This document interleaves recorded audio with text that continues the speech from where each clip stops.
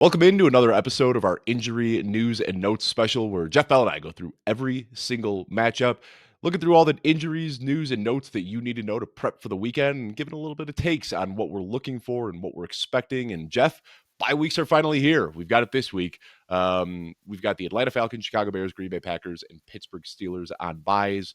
Right as these bye weeks are hitting, it seems like we also have a swath of injuries to deal with. So mid-season form, aren't we? We absolutely are. To quote the great Olivia Rodrigo, it's brutal out here. I mean, going through the lineups, and there were several teams where between buys and injuries, like usually my process is kind of to put my buy and injury guys on the bench and open up that spot and then see what I had to fill it in. And there were a couple teams where quarterback, 2 running backs, 2 wide receivers on the bench, and you're like, wow, there are a lot of holes now on this team, but we had a game last night that maybe helped you fill some. Yeah, Jake Tongas with a touchdown and a handful of catches, which is nice to see. Kendrick Bourne with a big blow up spot, and even if you started Mac Jones or we're streaming Matthew Stafford this week, you got some good production there as well. A fun game, but I do have to question the play calling a little bit. Giving the ball to Kyron Williams on 4th and 1 when Matthew Stafford was playing the way that he was. I think you want to keep that ball in Stafford's hand, but anyway, we won't dive into that one too much. Let's jump in. And again, we've got another Sunday international game sticking with Minnesota. They're going to be out there again. This game, though, correct me if I'm wrong, Jeff, this one's going to be in England, right? They're moving from Ireland to England. I probably should have checked that before the show. They are in England. Did you want to run down who is actually on by? Yeah, I already did. Atlanta Falcons, Chicago Bears, Green Bay Packers, and Pittsburgh Okay. Steelers. Dave, it's Friday morning, like early, and it's even earlier for you. So sometimes the wheels are not Yeah, turning I'm off. on coffee number 2. Got a few walks up and down the flights of stairs and a hot shower, trying to wake up as best as I can. But yeah, it is early for both of us here. San Francisco 49, or nope, Minnesota Vikings at Cleveland Browns. This is going to be that London game. JJ McCarthy's still not practicing. The assumption is that Carson Wentz is going to play with them having a bye week next week. That gives him some extra time to heal up that ankle. Xavier Scott dealing with a knee issue, but he's been practicing in full. David Njoku dealing with a knee injury, limited on Wednesday, full participant on Thursday. So we expect to see him out there. And then Dylan Gabriel getting his first start. So Jeff, that's a big question I have. We've started to see some life from Isaiah Bond and Harold Fannin, and we're getting excited about some of these rookies in Cleveland. But how much does this switch to Dylan Gabriel change the offensive philosophy as a whole? Ball's out probably quicker, I think, with Dylan Gabriel. It fits his skill set a little bit more. Maybe some more mobility out of the quarterback, moving the pocket, rollouts, those types of things.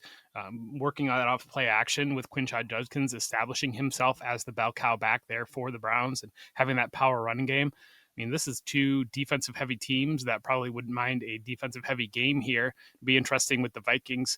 I don't know if they went back and forth or if they stayed in Europe. I imagine they stayed in Europe for the week, of how much of an advantage that That's what I've might been create thinking. for Yeah. them.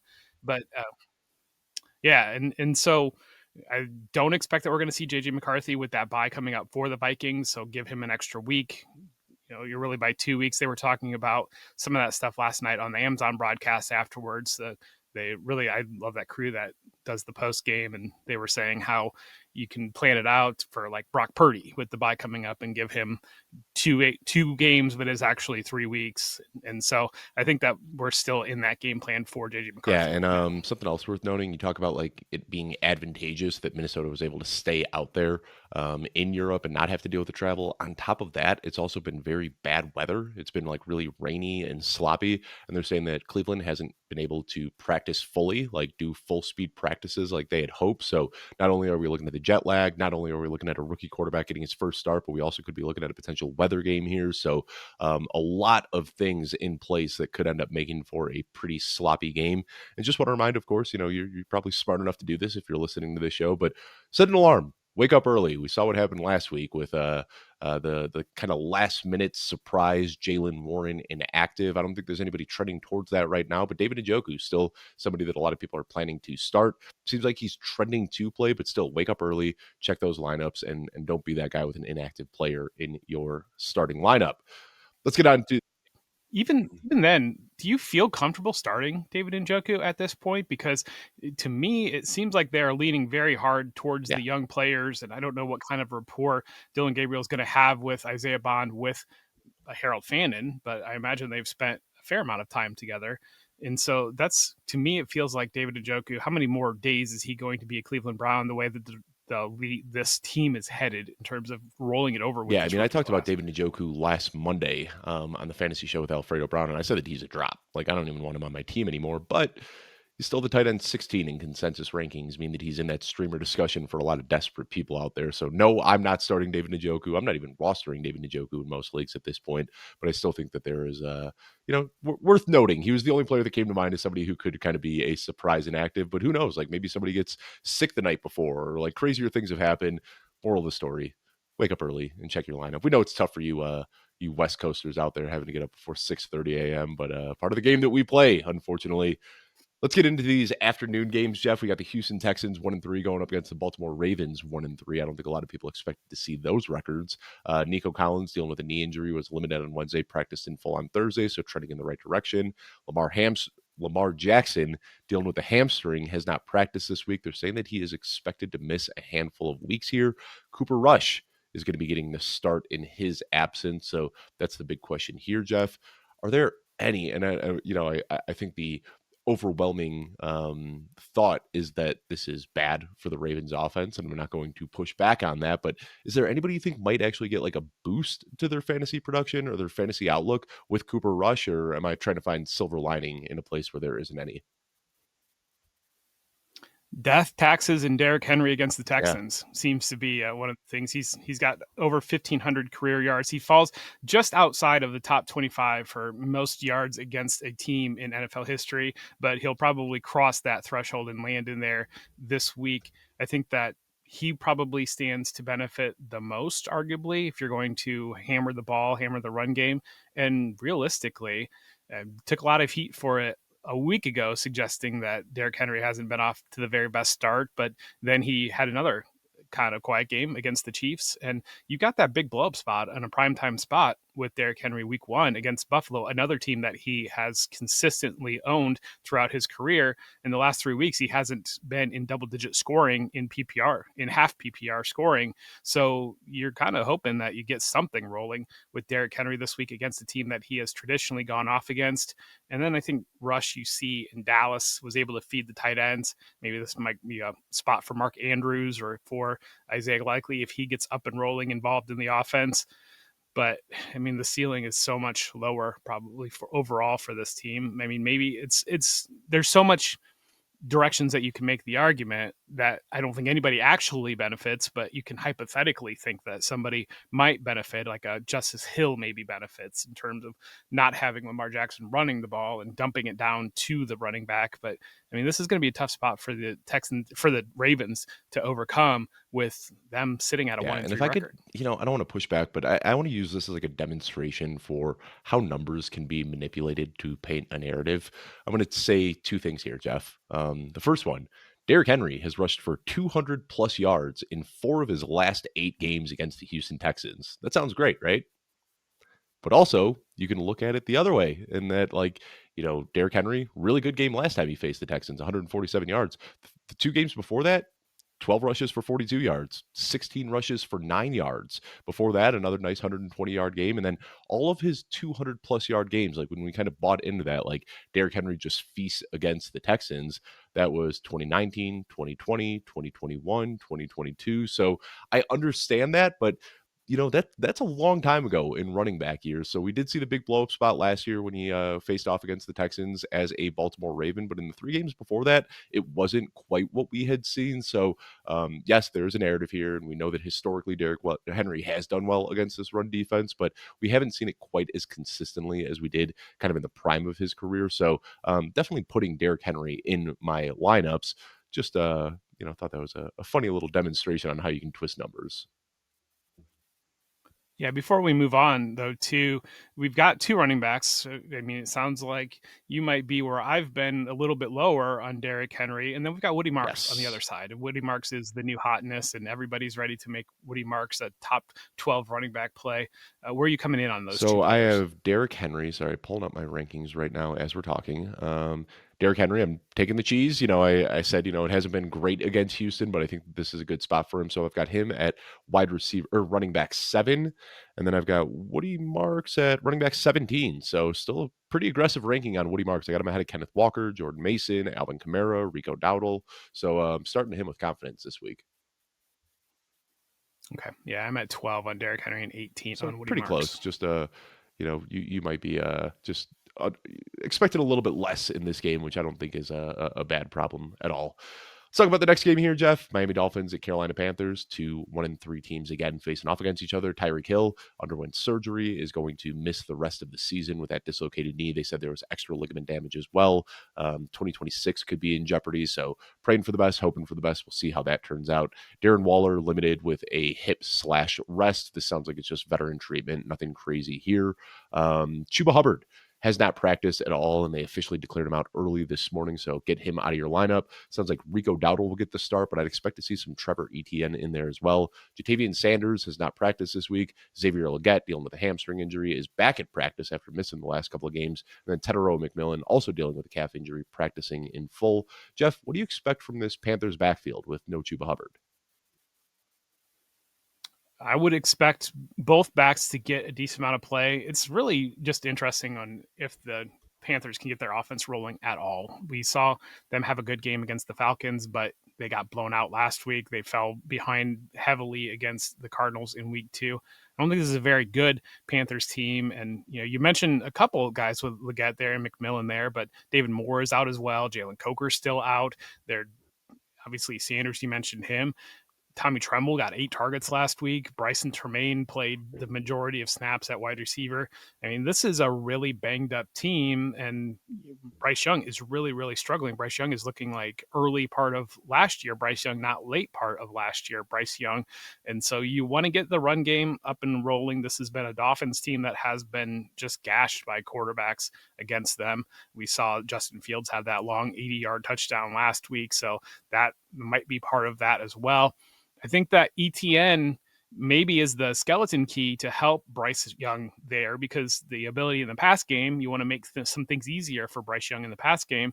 You work him out of the backfield and create some of those touches. If that happens, I've been waiting for it a little bit this year to see if he can carve out a consistent role within that role, and it hasn't happened so far. He's had a couple of, I think he had a fumble on a kick return or something like that early in the season. So I think some of those things have cropped up to hold him back a little bit in his rookie year. But they need the running backs in I this also want to offense. apologize to anyone who listens to the fantasy football show. We had to record early this week, so I talked about Chuba Hubbard as my start of the week. Was prepping for that show Tuesday night before we even got the first injury of the weekend. So huge apologies to anybody who listened to that. Obviously, Chuba Hubbard being out is not my start of the week, so sorry about that. Moving on to the next one here: Las Vegas Raiders at Indianapolis Colts. Brock Bowers knee injury was limited on Wednesday and then a DNP on Thursday. That is concerning. We got some word from Pete Carroll that he was trending in the right direction and should be shedding that knee brace soon. And then later that day ends up not practicing. So we'll talk about that in just a second. Michael Mayer dealing with a concussion also has yet to practice this week. Doesn't seem like he'll be out there. Alec Pierce for the Colts, back to a full participation after dealing with a concussion and missing a handful of games. And then Michael Pittman popped up on the Thursday injury report as well with a hamstring injury. Was able to get a limited practice, but never like to see this. So this is 2 that we talk about here. And Jeff, the reason we do this, to people who aren't like super plugged in, talking through the participation levels throughout the week, is because we try to get a clear picture of what this is going to look like. And when we see a guy go from a limited practice to not practicing the next day, that's a bad sign. When we see a guy not on the injury report and then limited in practice the next day, that is also a bad sign. So Brock Bowers, Michael Pittman, these are both guys that I think fantasy managers at this point, obviously you want to see what happens on Friday, whether they're able to practice or not, but it's not too early to start to panic a little bit and think that we might be without Brock Bowers and Michael Pittman in this matchup. Yeah, and that's Brock Bowers. I mean, I guess maybe I just was wrong last week, but I heard the reports about him being upgraded, and I don't. He was definitely on the injury report last week, was He he was, yeah. not? Or I thought No, that he's maybe he been had on cleared the that. injury report, but he's been practicing limited almost every single day, and like clearly been limited too when you see him on a field, like not jumping, not cutting the way that you'd expect him to. Like he looks like he's carrying around a big heavy brace that is limiting his mobility. Like I don't know how else you spin it. Yeah, it's been we've got a week 8 bye for the Raiders, and so you kind of almost wonder. are they conservative with one of these weeks coming up to give him some time to maybe get to that bye and Also, with reset? Because you're not getting with anywhere Michael Mayer close. not playing, they kind of need him out there. Like Michael Mayer, like there's no like putting him out there in a limited fashion. He can't get through concussion protocol. So like they kind of need Brock Bowers out there, even if he's not at 100%. Yeah, and Ian Thomas is the third tight end there, and they were even playing Ian Thomas when both tight Mhm. ends were healthy. So that tells you how heavy they want to lean on the tight end within this offense. I mean, Ashton Genty, we saw the big blow up spot last week. Xavier Howard for the Colts almost pulled Devontae Davis, and he waited until at Right. least the game was over to retire, but he was ready to after Puka Nakua last week. He was ready to retire at halftime, but he at least finished it out. But that's the probably the big thing with the Colts against this Raiders offense is that they've Chavarius Ward, good cornerback on one side, the other side is just wide open. So whether it be Jacoby Myers, whether it be Trey Tucker, the ability for one of these receivers to have a big day is definitely there against this Colts defense. I think when you flash to the Colts side, I mean, I feel awful for Adonai Mitchell. It's a guy that he gets a big opportunity in a big spot. He had a terrible game, but he had a good game, I like moved type him thing of way up like in he my made rest of season the rankings, and play. Like, like, yeah, like you'd think like on the surface it was an awful game, but on the flip side, he became a full-time player when Alec Pierce was out, and that's kind of what we hope for. Is like there's contingent upside here that if Alec Pierce misses, they are comfortable enough to just put Adonai Mitchell into that role as a full-time outside receiver. That's awesome. yeah, and that's I think when you holistically look at this Colts offense, the highest Josh Downs is a good football player, but when you look at this team and having Jonathan Taylor running the way that Jonathan Taylor's running, I think hypothetically, if you're to draw it up on paper, if you can have Adonai Mitchell and Alec Pierce both outside, stretching the field on either side, and then you have Michael Pittman, you have Tyler Warren working the middle of the field, and then you've got trying to create some level of space for Jonathan Taylor. It's Josh Downs has been the guy that doesn't really fit into that, and I don't Mhm. know how it fits into it. So, I mean, you can't play Josh Downs at this point, even with all the buys and with all the injuries that you're dealing with. But we've seen Alec Pierce consistently make plays downfield. We saw Adonai Mitchell last week he did make the play down the field. He just dropped the ball at the 1 yard line. So, and then he had Like, that it wasn't awful. even like the like celebrating or anything. Like he just dropped the ball. Like it was just such a fluky play. Like he wasn't, dropping the ball or showboating or anything like that. He just dropped it. Yeah. It was not the Deshaun Jackson where he's Right. trying to drop the ball right when he crosses the goal line. He was trying to get in position to celebrate. It wasn't like it was just tightly tucked away. But no, hopefully he bounces back because that's obviously last year we didn't get anything out of him, but he did have a very very strong camp and then stepped up in that spot. Next game we want to talk about here, the New York Giants and the New Orleans Saints. And if you're catching on to the theme from this early slate, there's a lot of the lowly teams in the NFL facing off against each other. Some fantasy goodness for sure, but not teams that we are overly excited about in this early slate. So the New York Giants going to New Orleans to face off against the Saints. Tyrone Tracy still not practicing. We don't expect to see him out there. They said 2 to 4 weeks. This would be week number 2 that he's missing. So we'll see if he's able to get out there next week or the week after. Jackson Dart dealing with a hamstring injury, but he is practicing in full. Cam Scattaboo dealing with a knee injury, also practicing in full. Juwan Johnson didn't practice Wednesday, but returned to practice in a limited fashion on Thursday with an ankle injury. And then Taysom Hill with a knee injury, making his return to practice in a limited fashion, but good to see him back out there. So, Jeff, what are you going to be watching in this one?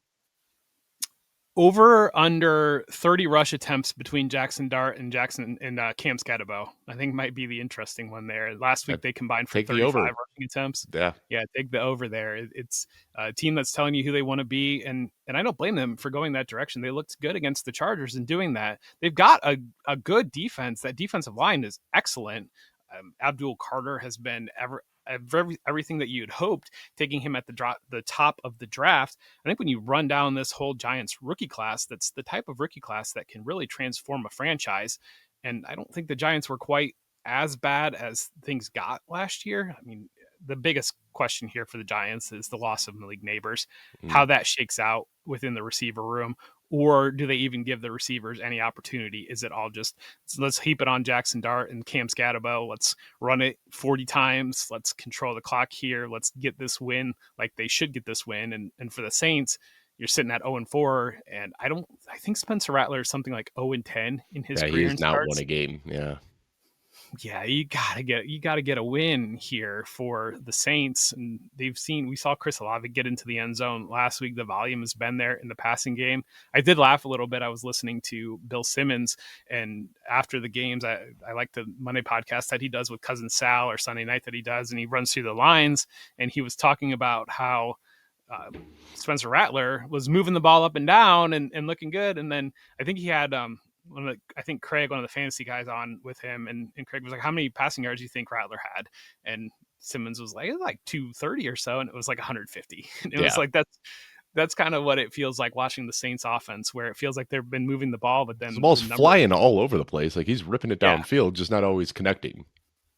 yeah, and I think my biggest thing that I'm watching on the Saints is Kendry Miller, because Kendry Miller looked like the best running back last week with Alvin Kamara against the Bills. So I think they've been intentional in involving Kendry Miller a little bit more. But is that opening up the door for a trade of Alvin Kamara? Is that opening up a committee for Alvin Kamara? I think right now probably can sell Alvin Kamara off of name value, but at some point we got to recognize, like, much like the conversation with Derrick Henry, like, this is a player that's getting pretty close to 30 years old, and the fantasy production hasn't exactly been there. I know I got a question before I last mean, week's game. do you remember what resuscitated Derrick Henry late in his career? A A new trade team. to a contender? Yeah, and that's kind of my hope with Alvin Kamara at this point. Yeah, I had a question last week. Somebody asked, should I trade out? Somebody offered me Ashton Dente for Alvin Kamara. Should I do that? And I was like, yes, you should absolutely do that. So Yeah. hopefully they did that. Hopefully, yeah. Let's move on to the next game here. Dallas Cowboys going to New York to face off against the Jets. CeeDee Lamb still not practicing, but he was able to shed his walking boot, so trending in the right direction. We'll see. Probably going to miss a couple more games, but we'll see what happens there.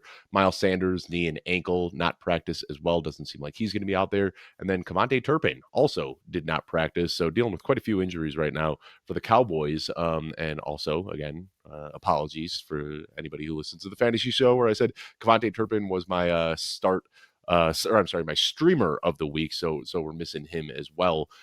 Just realized that I forgot to put the Jets for whatever reason. They weren't showing up on here. For the Jets, we've got nothing really big. We've got Mason Taylor dealing We with an do. ankle injury, was limited in practice. And anything else, Jeff? Braylon Allen is out, so I mean that's big. Yeah. And that is And that's the biggest thing with the Jets. We saw that he's way on that Monday IR, night right? game. They said he's going to miss like up to 6 weeks. The last time I saw my lineup, he had the red O, not the red IR. So I don't know if he is or is not. I think we saw last week against Miami, the start of that game, the near even split, the way they started that game between the running backs with Brees Hall, with Braylon Allen, the way that game ended,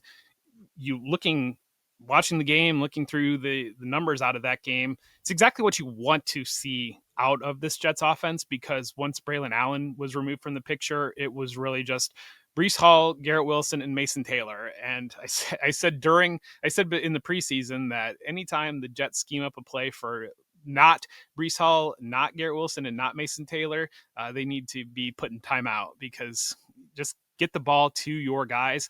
Garrett Wilson's run really, really pure in terms of just the passing volume relative to what is going to Garrett Wilson, and keeping him as a top 12 wide receiver so far this season. He should have had 2 touchdowns last week, had the one good touchdown.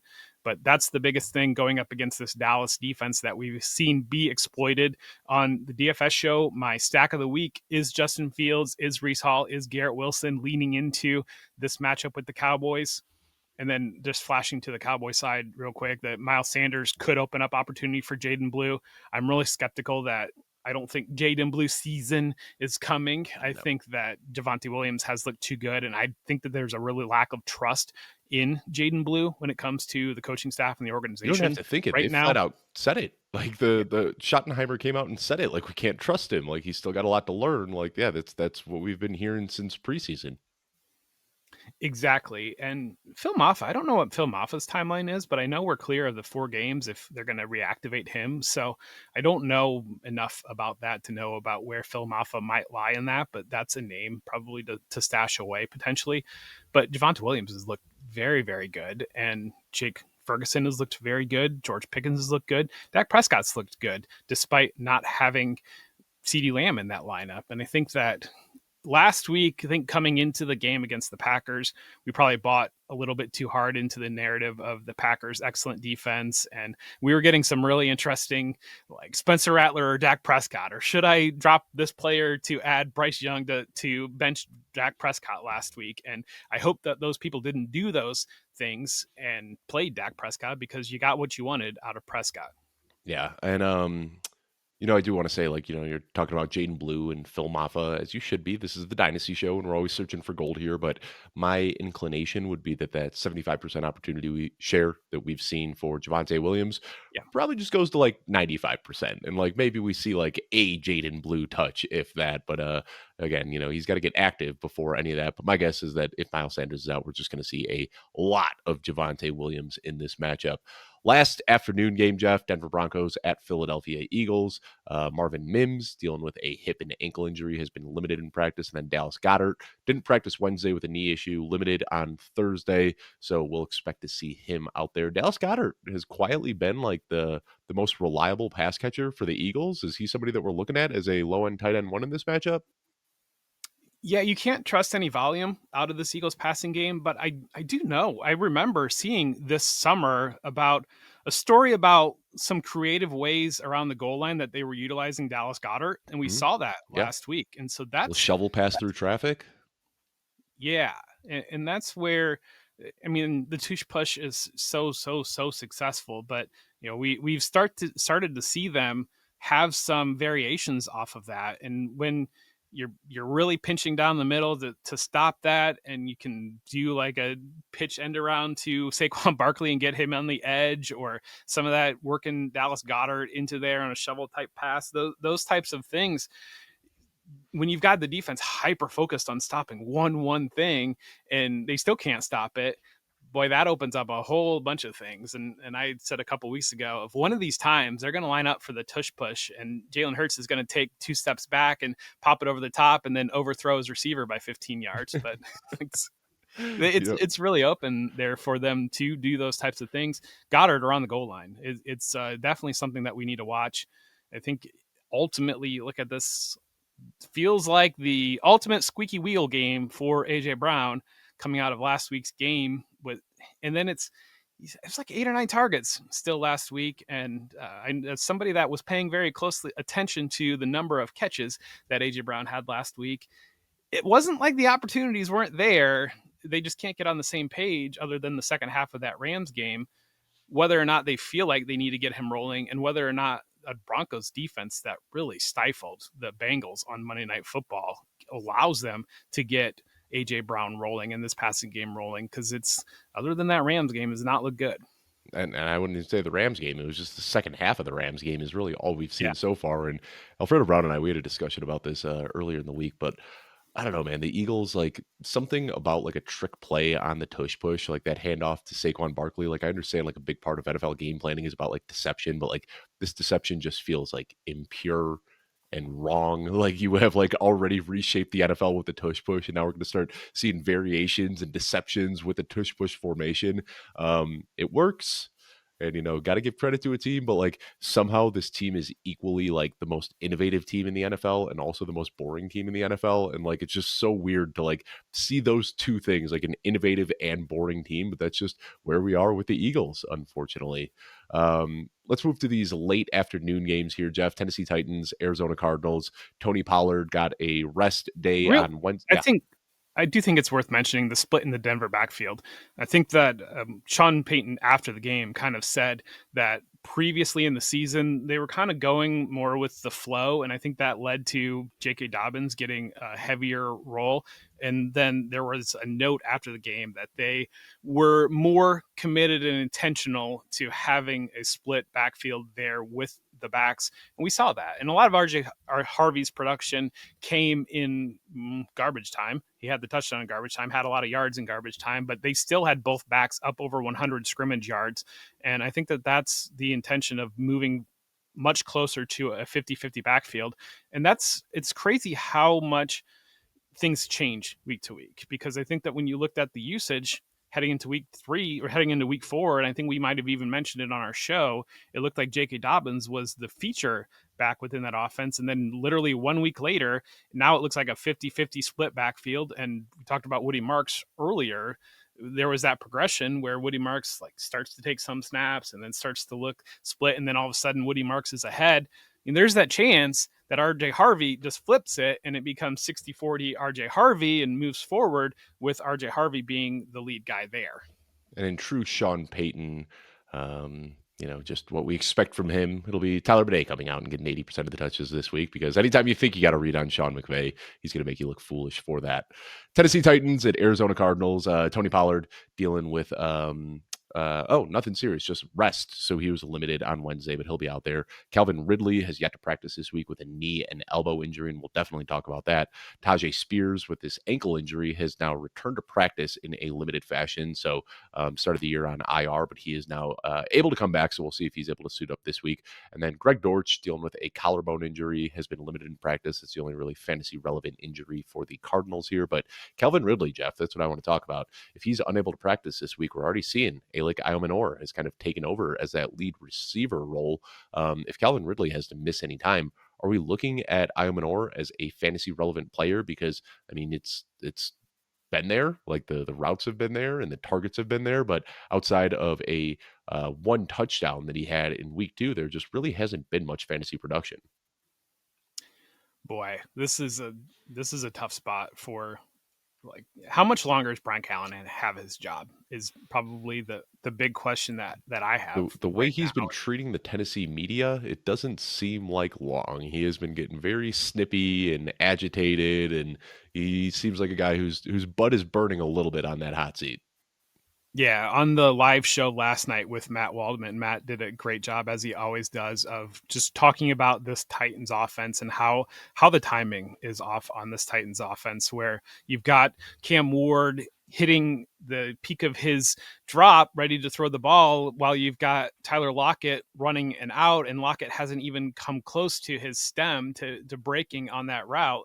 And I think it's very much feels like the Chicago Bears last year with Caleb Williams with this quarterback, where Cam Ward is being put, the coaching's not there, the players around him aren't there, and then Cam Ward is being put in a position where Cam Ward is going to try to make things happen. He's that type of player and he's being asked very early in his career to try to make things happen. The coaching has just been very, very brutal for the Titans. Yeah, All the Manor. best plays we've seen from Cam Ward so far this year have been like ill-advised throws, like across the field, where he's just like trying to make something happen because the entire play around him is completely broken down. Yeah, and Ao Manor is in a spot that you can probably arguably make the argument the volume should be there to start him, but this Cardinals defense, and we saw them shut Mhm. down Jackson Smith and Jigba for most of the game last week. Will Johnson's been excellent at corner, the rookie corner. That was a real steal in the draft, fell because of injury concerns. Did The they shut him Cardinals, down? Is that your takeaway? Because to me, it almost felt like Seattle just made a very concerted effort to get some of the other guys going. It was a very, we saw a lot of schemed up touches for AJ Barner and Elijah Arroyo. It almost felt like they intentionally used JSN as a decoy in the first half of the game to get some other guys going. And then in the second half, they were like, wait, we need to get the ball to JSN. And when they wanted to, it seemed like they kind of did at will.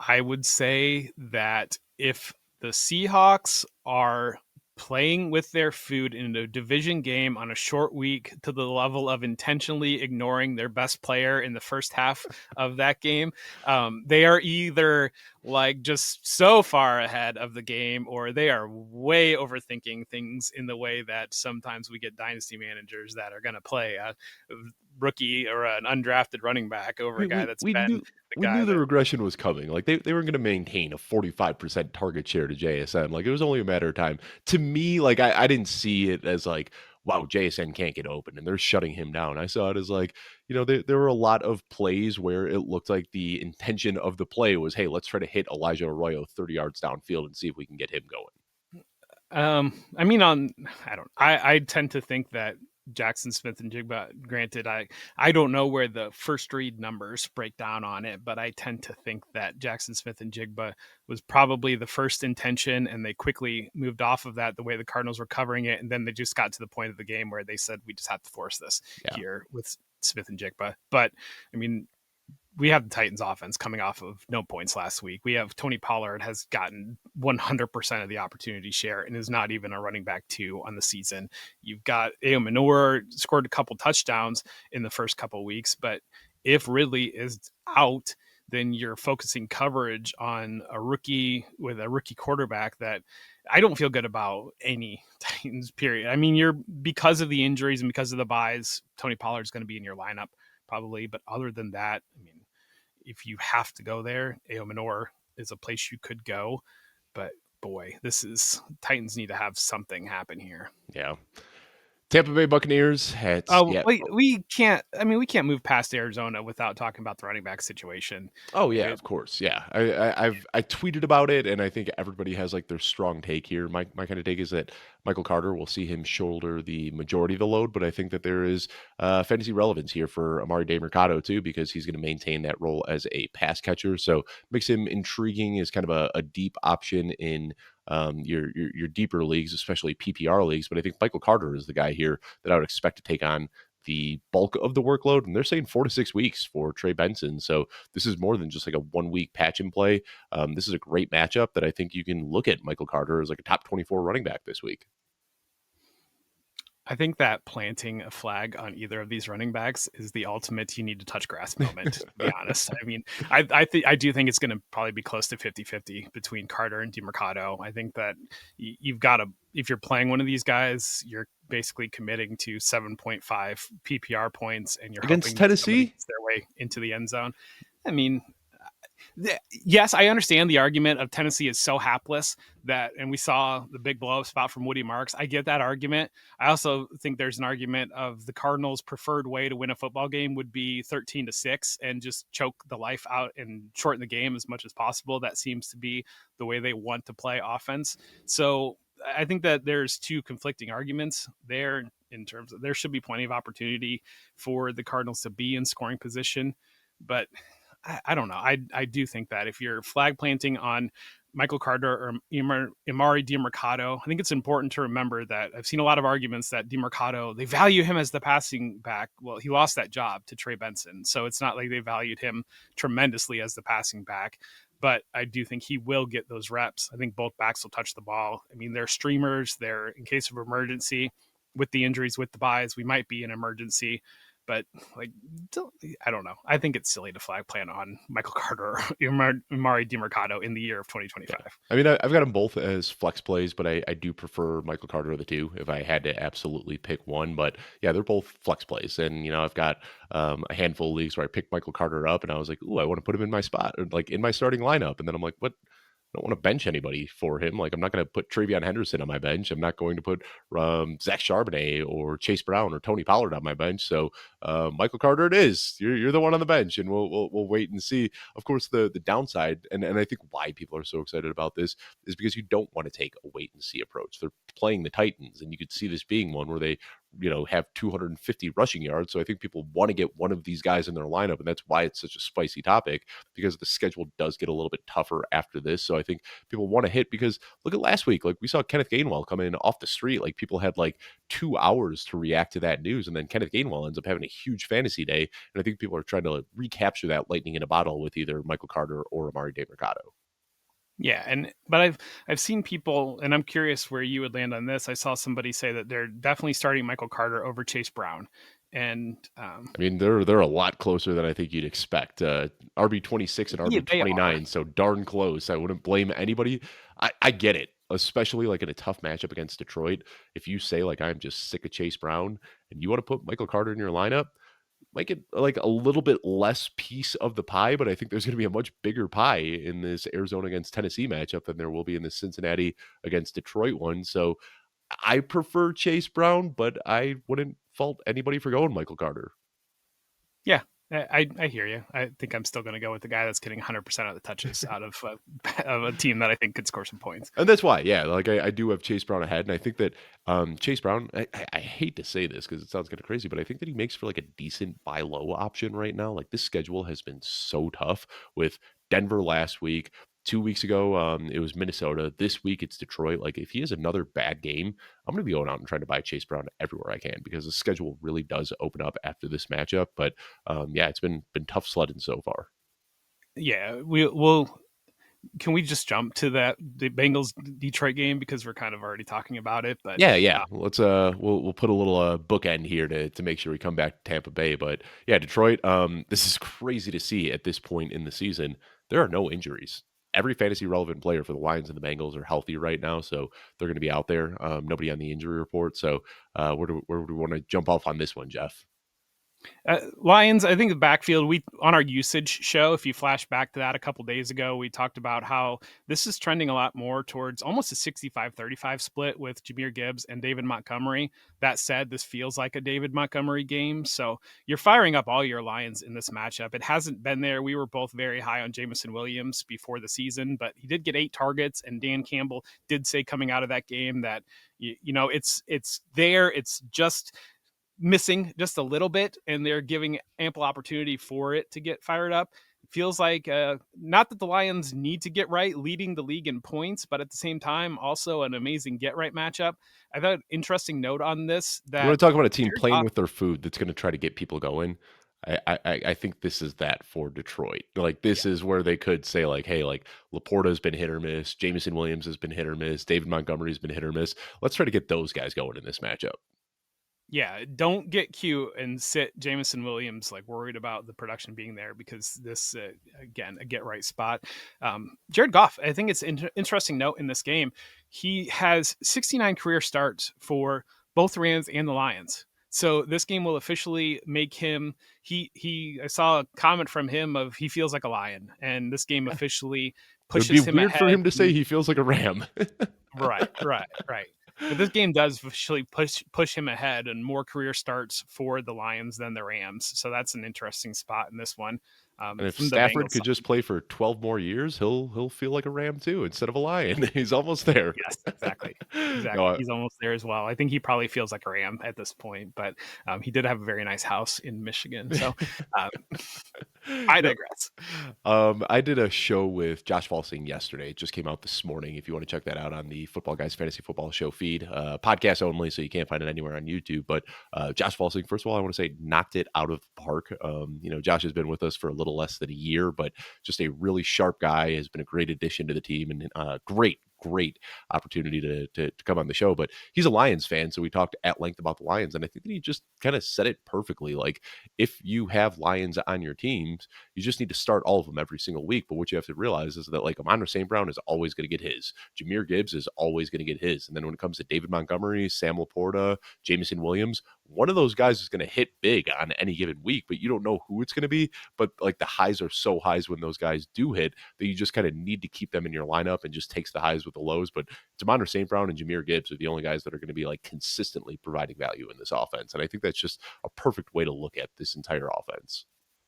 Yeah, and I think really just, I mean, the Ravens are not a good example right now, but the Ravens are a good example. When in the preseason, when you're drafting the players on these teams, you know that what David Montgomery, what you're drafting.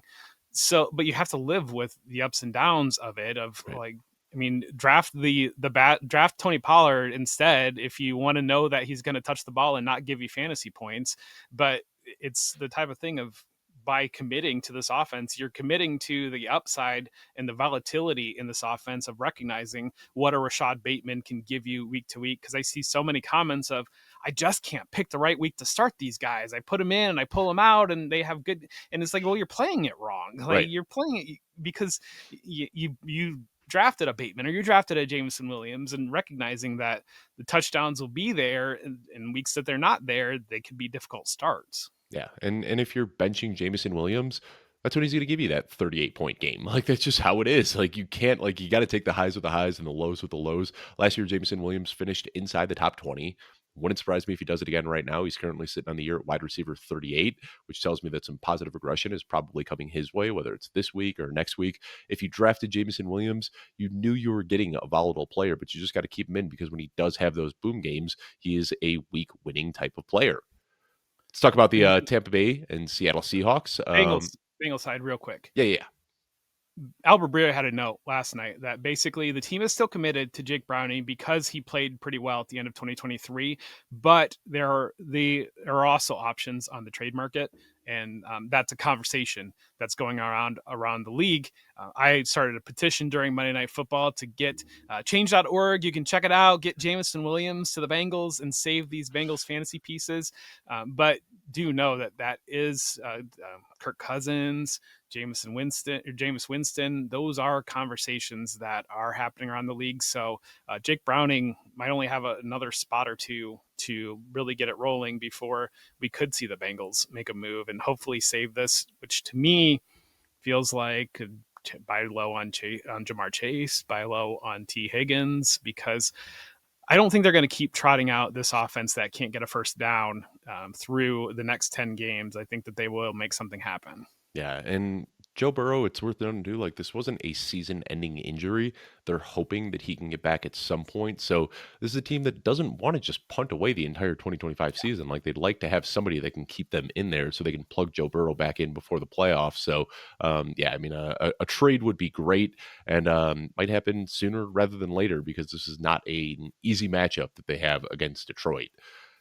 Tampa Bay Buccaneers at Seattle Seahawks. Bucky Irving has not practiced this week, dealing with a foot and a shoulder injury, in a walking boot, on crutches, getting second opinions. Like every buzzy thing that we hate to hear about an injury is currently around Bucky Irving. So we've heard some reports saying he's day to day. Others have said he's week to week. We've heard that IR is on the table. We've heard that IR isn't on the table. We just have to wait and see. But I think at this point, we could say that we're probably not going to see Bucky Irving this week. Mike Evans dealing with a hamstring injury, yet to practice. We're not going to see him this week either, I'd imagine. Chris Godwin practicing in full. Love to see that after he made his season debut from that ankle injury last week. Baker Mayfield didn't practice Wednesday, full participant on Thursday, same as Sterling Shepard. Sounds like that was just precautionary veteran treatment, so no big concern there. And then all of the fantasy relevant players for the Seahawks are healthy this week, so we love to see that. Jeff, let's start talking about the Tampa Bay backfield here. Feels like Arizona, where a lot of people really want to plant a flag on their guy and who the guy is going to be. I'm leaning towards Rachaad White here just because we've seen that this guy has been a workhorse for them when they have asked him to be that. I mean, this guy was the running back 5 in fantasy just 2 years ago. And I know we saw that one game where Sean Tucker looked really, really good last year, but my assumption would be that we see Rachaad White in that lead role and then some change of pace usage for Sean Tucker. Is that kind of where you're lying too? It is. And so with Arizona, I make the argument that I think it's going to be split backfield because Drew Petzing is still the offensive coordinator, and that's what Drew Petzing has had.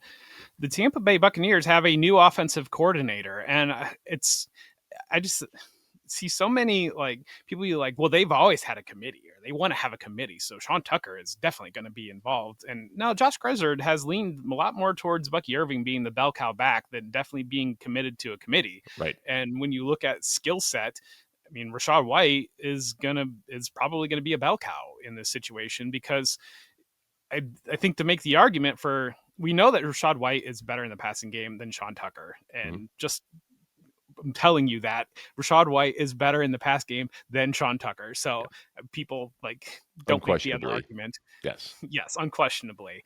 So you know that, and so it's not like you're gonna minimize Rachaad White's role on early downs because he's better in the pass game, and you're committed to a committee.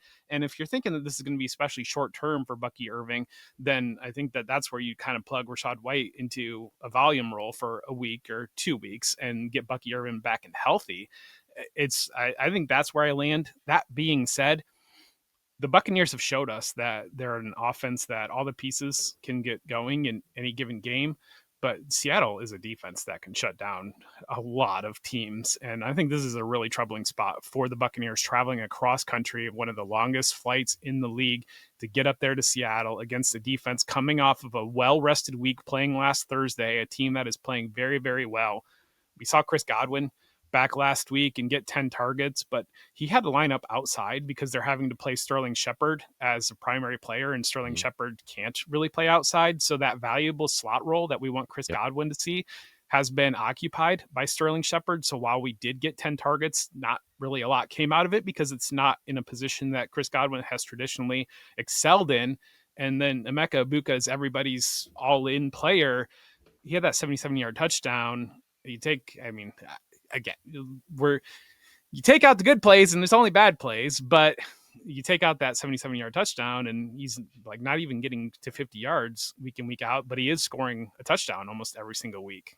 Yeah, and that I struggle so much because like, like the number side of me is like screaming regression, regression, regression because you look at the usage and it hasn't really been that great. Like a 23% target share. It's been a lot of big plays, but the other part of me says like he's a dude and he keeps making big plays and he's going to keep making big plays. So like I kind of have this like constant push pull when it comes to Emeka Ibuka because he's looked fantastic, but the usage hasn't been great. But also this is like a first round rookie that they have big plans for, and he's immediately stepping up to the plate. I want to imagine that they're going to continue getting him the ball. I want to go back to the Tampa Bay backfield real quickly, Jeff, just to put some like actionable advice out here for the listeners. So pull your rankings up as I'm doing the same right here. I've got Rashad White very aggressive in my rankings this week. I've got him as my RB 15. So some guys that I've got him ahead of: Cam Scadaboo, Woody Marks, Kenneth Walker, Jordan Mason. And I don't know if you are that aggressive on him. I'm looking at Sean Tucker as my RB 48, which is very much so like a desperation flex play. So I know you said you have a similar read where you expect it to be Rashad White in kind of this workhorse role with just a little dash of Sean Tucker. Do you have them a little bit tighter in your rankings, or is that about where you are as well? Running back 19 for Rashad White, and we're down in the 40s for Sean Tucker. So I do lean a lot more towards Rashad White. This matchup worries me. I It think does. that's the Yeah. biggest Yeah. thing in this. This matchup is very, very worrisome. And Tampa Bay, we've seen them fall behind every single game they have fallen behind. And If Baker they fall Mayfield has behind, I made think it's good for Rashad White. probably, yeah, you volume his way End there. up gobbling up like 8 targets in the second half. I'd love to see that. Yeah, it's yeah, I completely agree there. And that's where we've seen Bucky Irving save his weeks Right. some of these weeks. That Texans What a game, 70 he something yard catch and run the other day. Yeah. right, or that Texans game, he was really shut down. But then on that final drive, I think he caught 4 balls for about 60 yards because they just moved down the field, The giving TJ it to Hawkinson special. the TJ Hawkinson special, the Do garbage nothing time for the special. entire game and then just like, 4 catches for 48 yards in the final drive. And you're like, all right, that'll play. Yeah, I was filibustering because I wanted to see. So Seattle's been, 18th, um, 18th most points, 12, like 14th fewest points allowed to the running back position. I think this is again, we're in a week where you're playing your guys where you've got them because you've got to, but this is a stay away matchup for me. Can I push back on that a little bit, Jeff? You talk about the points allowed. You know who is giving up the most receiving yards to running backs of any team in the NFL right now?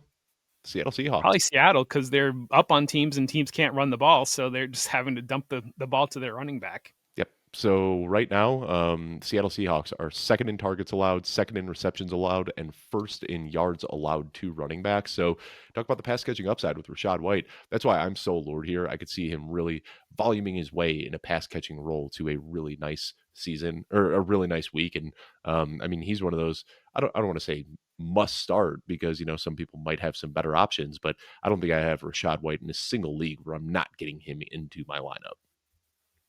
Yeah, but I'm definitely very, very cautious on Sean Tucker. Yes. Real quick on the Seattle backfield. I think it's interesting to look at that because we saw Charbonnet get a touchdown last week, but it was really the Ken Walker show until he had that penalty where like the taunting penalty, and he basically got benched for the end of the first half, and then came back out, and they were kind of leaning on Ken Walker again. So I'm curious where you're breaking down these Seattle running backs. I prefer Ken Walker, but I'm still looking at Zach Charbonnet. Trying to find him right now in my rankings.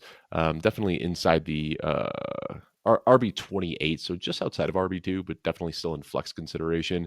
And I think, and this is also like I had a long conversation with Josh Falsing about this yesterday. We kind of dissected this backfield a little bit, and I know people like Kenneth Walker a lot more because he's got the big play upside, but I think that Zach Charbonnet does things that are very valuable for a football team. Like he doesn't take losses. And when they get in these short yardage situations and goal line situations and running out the clock late in the game situations, I think they definitely prefer Charbonnet in that role. He's never going to be the guy who's going to score an 80-yard touchdown like Ken Walker can, but he's also not the guy who's going to take a 12-yard loss dancing around in the backfield like Ken Walker does. So I think there is a big role here for Zach Charbonnet. It does make his production a little bit more game script dependent, and we're not going to be able to rely on it week in and week out. But I think that the ceiling is so high for Charbonnet on any given week that you just want to keep him in that flex spot. And maybe your RB2 spot, it doesn't really matter, but like just get him in your lineup because his upside any week is that he can have 5 to 10 targets and 2+ touchdowns, and that's pretty appealing. Yeah, this is a matchup again. Tampa's traditionally been strong against the run. I don't know if I'm going out of my way to start Zach Charbonnet in this matchup, but I do tend to lean Ken Walker. Yeah, and that's another one where like historically, yes, Tampa Bay has been strong against the run and good against running backs. I said Seattle is number 1 in receiving yards allowed to running backs. Tampa Bay is number 2. So this is one where like it's two good offenses, and if this ends up being a close matchup, we've got a lot of good pass catching running backs here between Rashad White and Kenneth Walker and Zach Charbonnet in what could be a close matchup. So this is one where I'm even though like on paper these look like good defenses, I think where they are susceptible is in allowing receiving yards to running backs, and that keeps me kind of excited about all the running backs in this matchup. Let's talk about the last late afternoon game here, Jeff. Washington Commanders facing off against the Los Angeles Chargers. Jaden Daniels back at practice in a full capacity, but Terry McLaurin is out. Noah Brown is out. Deebo Samuel not officially declared out yet, but is yet to log a practice this week. On the Chargers side of the ball, Keenan Allen got a rest day on Wednesday, but nothing serious there. Will Dissly has been limited with a knee injury, but I think the big talking point here is the big shakeup for the Commanders. They get Jaden Daniels back, but then they lose 2 of their top 3 receivers, could potentially be without Deebo Samuel as well. And I think with Deebo too, you and I have both been playing this long enough to know that like Deebo Samuel, when he is healthy, is dominant and amazing. When Deebo Samuel comes into a game with limited practices or DNPs, we just see a completely different type of Deebo. So this one concerns me a little bit. I think we're going to have to see Jaden Daniels kind of playing some hero ball in this matchup because he's not going to be with the majority of his pass catchers. Yeah. In that type of situation, do you have a Commander's pass catcher that you would consider going to? Zach Ertz is the guy that I am very aggressive on in my rankings this week. And I know people forget about Zach Ertz because he didn't have a connection with Marcus Mariota. But what we've seen dating back to last year is that Jaden Daniels loves him some Zach Ertz. And I think that a lot of people have forgotten about him because of the last 2 weeks. But I've got Zach Ertz as my tight end 6 on the week. Yeah, I don't blame you. I think the Chargers, I want to have an actual, if I were actually prepared for this show, this would be a hell of a show. But I think the Also say Luke Chargers, McCaffrey. I'll talk while you're looking this up. Luke McCaffrey is like the very, very deep pull. Like if you're desperate and you really, really need somebody in the lineup, Luke McCaffrey like just barely sneaks inside my top 50 wide receivers this week. yeah, so the Chargers are 12th in fewest points allowed to the tight end position. Dan Henley and Derwin James in the middle of the field can really shut some things down in the middle of the field. So that's my real hesitation on Ertz, my only hesitation. But I agree with you that the volume should hypothetically be there for an offense that should be looking for potential solutions. I like the McCaffrey call out. That would be where my mind would be as well. We saw the touchdown last week. I think it does feel to me like it would be a little bit of a whack-a-mole if you're playing a Commanders player. Like I don't think a Kendrick Bourne situation is out there Right. for a Commanders wide receiver. That guy's going to come in and have 10 catches for 160 yards. I think it's more you're just hoping for a touchdown, but a touchdown being in play for any of the players on the field. Anything else you want to talk about in regards to the Chargers? Perhaps I know there's a lot of people that are kind of wish casting a Lad McConkey bounce back this week. Do you is that something you're buying into? I mean, I've got it like I've just flipped from my preseason stance, and in my Week 5 rankings, I've got Quentin Johnson, Keenan Allen, Lad McConkey in that order, and it feels wrong, but based on what we've seen so far this year, that's just kind of where I have to settle in so far. I think my only argument for the McConkey, and I thought we would get it last week. I was wrong. If anybody listened to me last week, I apologize. I was definitely very, very wrong, and it definitely hurt me last week with the Chargers. But I think the only argument would be that they lost last week, and the Mm, way they had started the season. And again, this is something that we talked about on our usage episode that we did. We talked about the Bears with Colston Loveland and the Bears coming off a 2-game win streak. And are they saying we really need to shake this offense up, or are we feeling pretty good right now?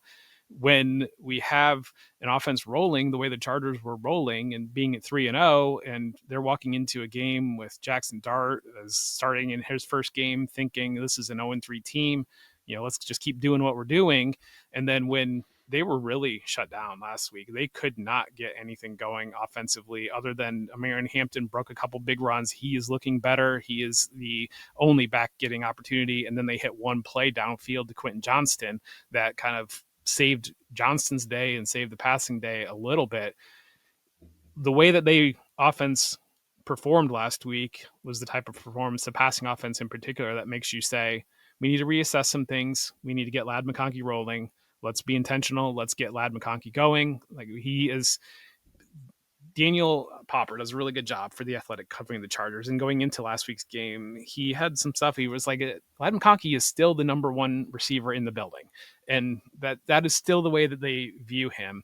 And I think that it's there potentially for a bounce back. And talk about a buy low situation. I think that Ladd McConkey's a buy low situation. Buy lows should not make you feel good when you're doing them, but I think that McConkey, the talent is undeniably there. This is a right. very talented player. Justin Herbert is undeniably an excellent quarterback and very good for fantasy prospects. So if there's a full fade on McConkey, then that's a situation I would buy.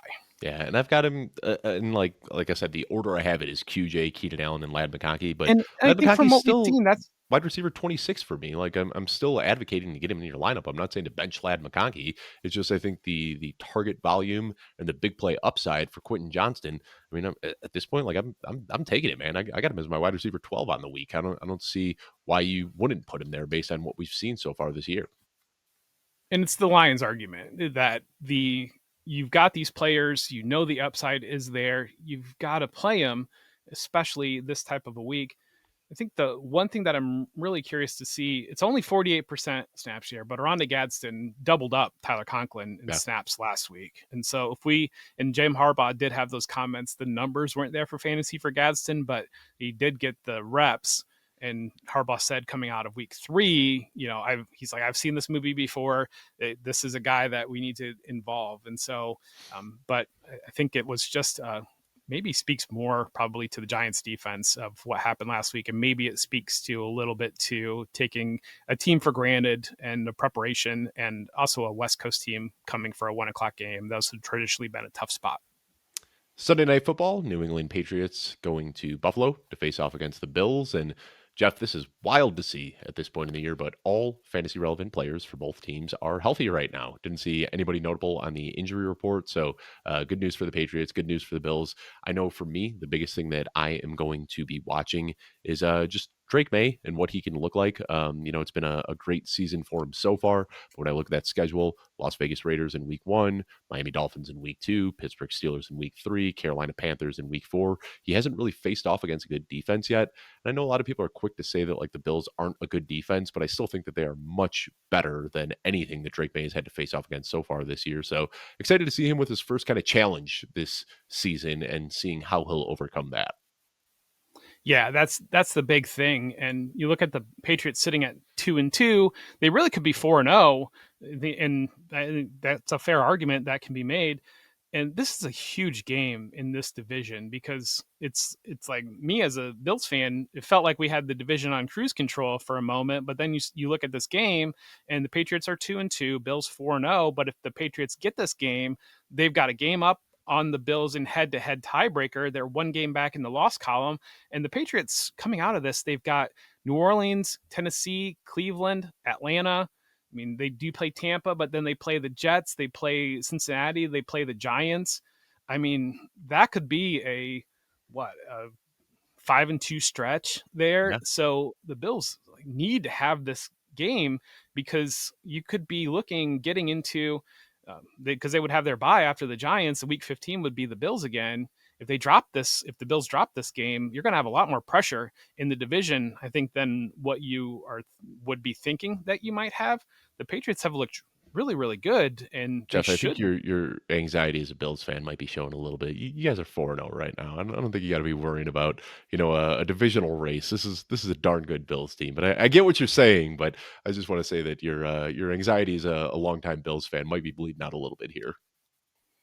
Yeah, and you look at the Bills coming out of this game. You have the Falcons, the Panthers. You do have that Chiefs matchup, and then you have the Dolphins. So the Bills definitely will have plenty of wins as well. But yeah, it's a measuring stick game. I think it's one of the bigger things there. And when Tom Brady was on top of this division for so long, you had teams that the Jets with Sanchez, or the Bills had a year or two with Fitzpatrick, where you're feeling like, okay, maybe we can close the gap here. And then you would always go into the Patriots matchup, and Tom Brady would just win the game, and you'd be like, okay, where this is. Still And got a so I ways to think go. from the Bills angle, I think that's the biggest thing to come down to this on whether or not. But from a fantasy aspect, Stephon Diggs in a revenge spot. I mean, you got Mac Hollins in a revenge spot. Mac Hollins, we miss you so much. We love you so much. But a couple revenge narratives here for some Patriots wide receivers. We've seen Hunter Henry be very, very good. I think you're playing all your pieces in this game. I think the Bills passing attacks have been frustrating, but it's one that they don't get the touchdown. They're not a good play, but they can get a touchdown any week.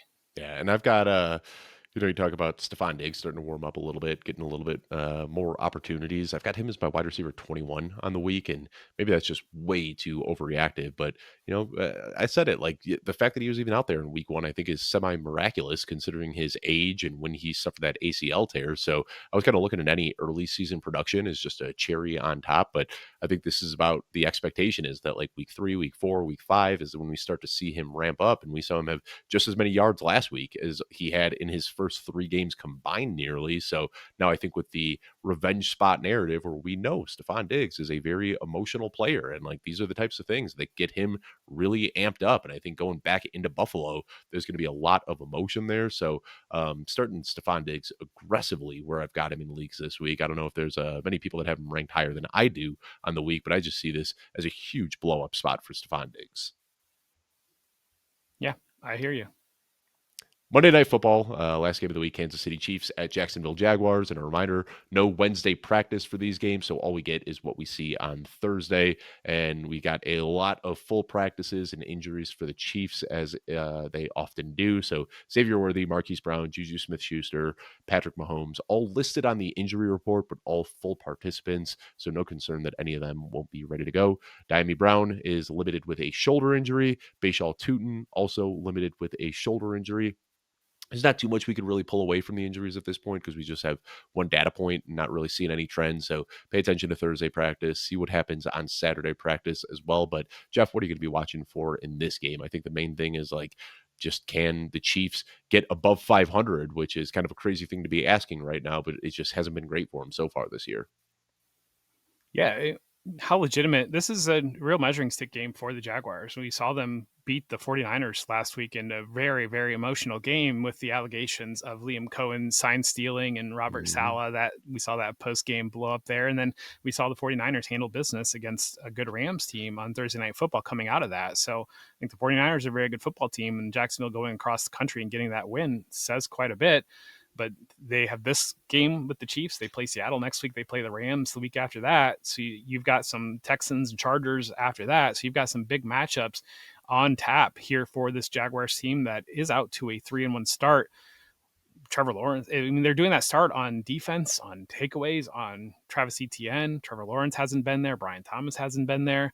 I don't think the Chiefs are really a get right spot defensively from what we've seen traditionally. So Right. it'll be interesting to see what the Jaguars look like in this spot. I think from the Chiefs side is I want to talk arguably Jaguars more. real quick. I think the big question everyone Yeah. has, like, people are still firing up Ryan Thomas Jr. because the target volume has been there. You're starting Travis Etienne. Brenton Strange makes for a nice tight end streamer, but I think the one that people are going to have the most questions about, It's going to be Travis Hunter because the production just hasn't been there so far. So, what would you say to people who drafted Travis Hunter, have him, and are looking at him like, that's probably the biggest start sit question I think people have in this matchup right now.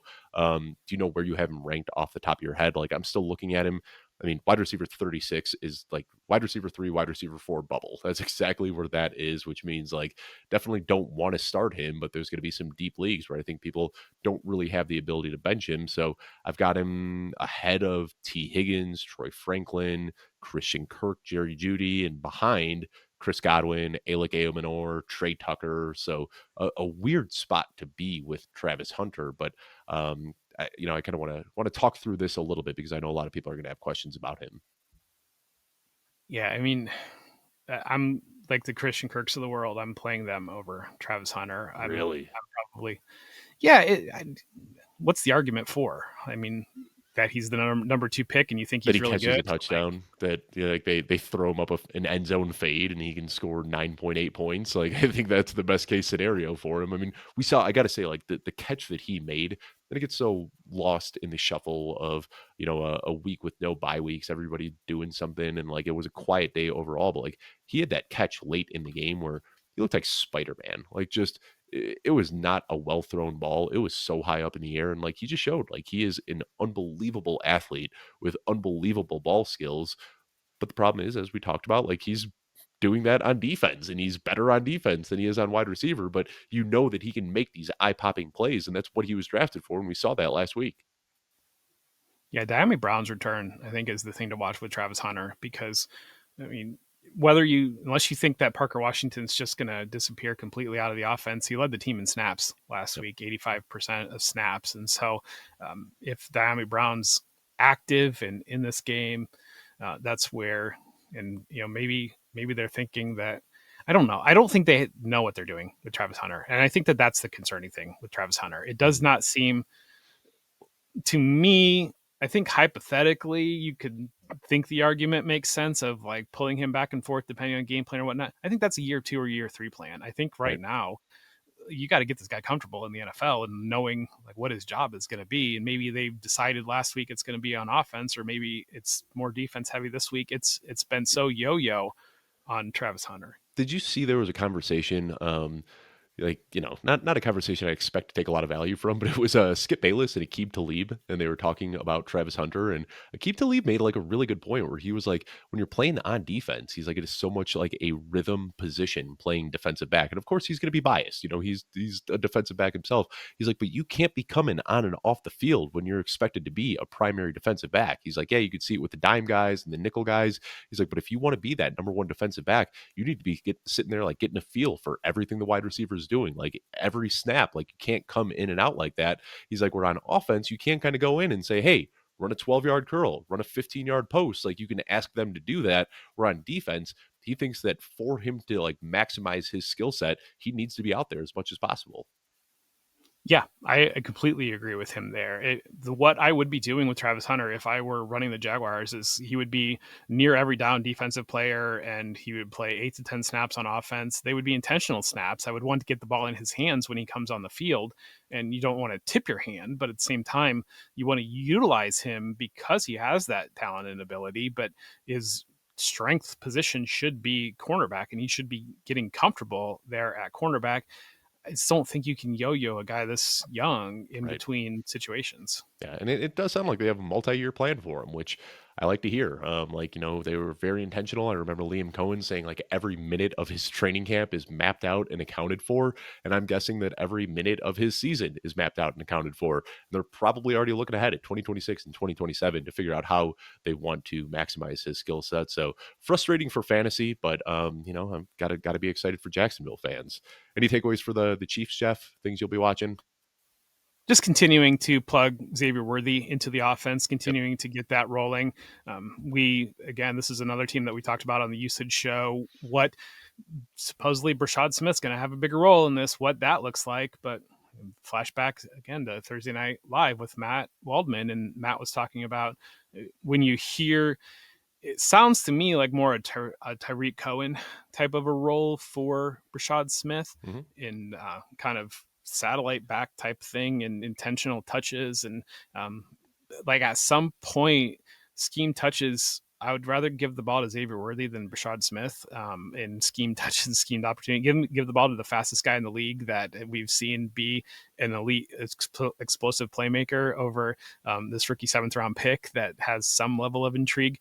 I think that Isaiah Pacheco has looked like the best back in spurts, but at the same time, we see Kareem Hunt pulling ahead in usage, and I think that if you were to put Kareem Hunt's head into Isaiah Pacheco's body, you would have a running back.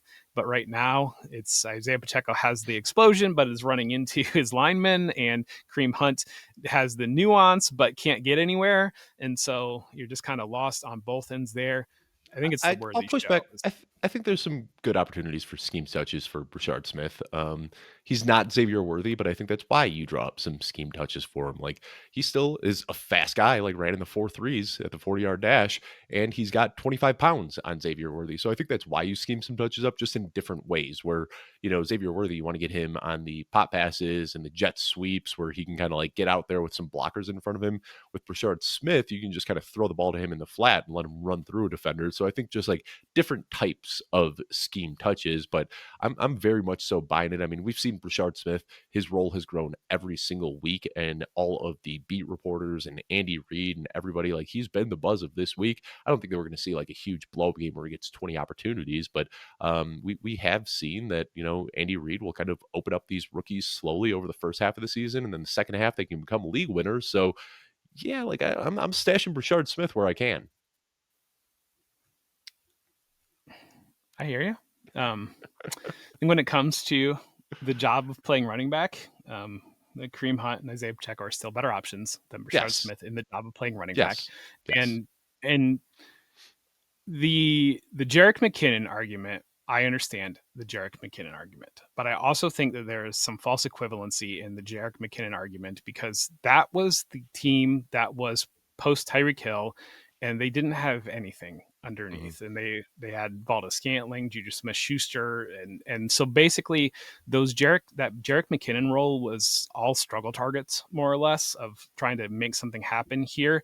I think we're 2 games away from Rashee Rice being back in this offense. We saw Xavier Worthy impactful all over the field last week, and I was expect that to continue to grow.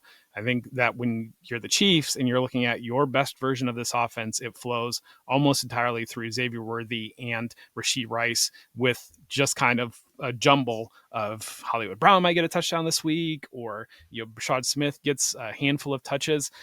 I think at some level, if that comes to fruition, it's a high upside offense that you want the running back in. I don't see a scenario where Kareem Hunt, Isaiah Pacheco are getting benched, and this is just the Brashad Smith show out of the backfield. I think that this is an offense that has 2 very, very good wide receivers, 2 games away from getting one of those guys back, did get one of those guys back, utilized him heavily.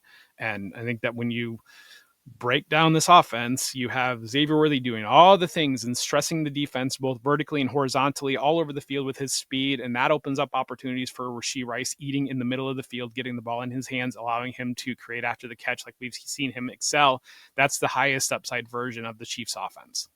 I agree with you there, and I think you'd be hoping for a limited role that could be very high efficiency with Brashard Smith is what you're really hoping for here. But before we sign off, I want to do a little bit of a housekeeping. As we were recording the show, one of the first games that we talked about was the Minnesota Vikings versus Cleveland Browns. We speculated that JJ McCarthy would not play, and he has officially been ruled out since we started recording. So, we anticipated that, but it is now officially official, as Ian Rappaport likes to say. So that'll do it for week 5. Best of luck to everybody in your matchups this week. I want to thank everybody for taking the time to tune in. Jeff and I are going to continue doing this every single season. We'll have our episodes coming out on Wednesdays, Thursdays, and Fridays right here on the Dynasty Show YouTube page, podcast, wherever you listen to that stuff. So thank you so much for tuning in. Best of luck this week, and we will see you next week.